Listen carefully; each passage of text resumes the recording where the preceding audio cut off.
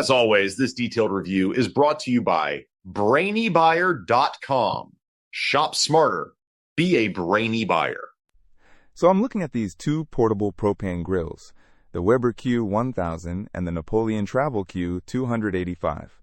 Which one do you think is better? Good choices. They're both popular. The Weber Q1000 is a classic, right? It's got that single stainless steel burner pushing out 8,500 BTUs.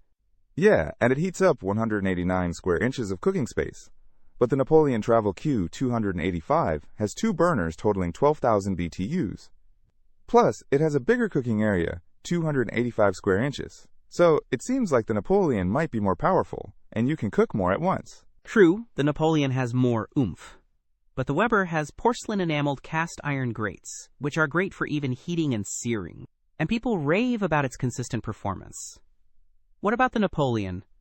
The Napoleon also has cast iron cooking grates, so similar there. One thing I noticed is the Weber is a bit lighter at 27.5 pounds, while the Napoleon is around 19.8 pounds or 9 kilograms.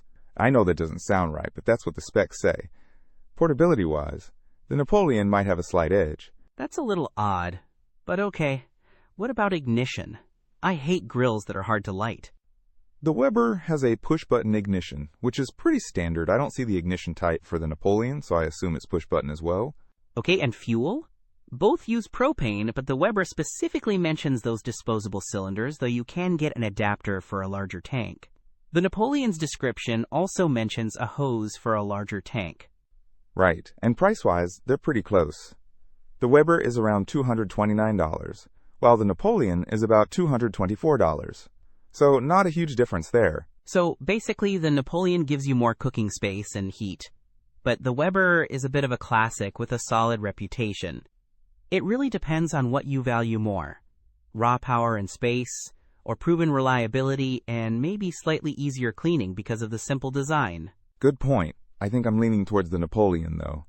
That extra cooking space sounds really useful, and I can always learn to clean it. Don't miss out on our next in-depth review to help you make smarter purchasing decisions. Hit that subscribe button and the notification bell so you're always in the know.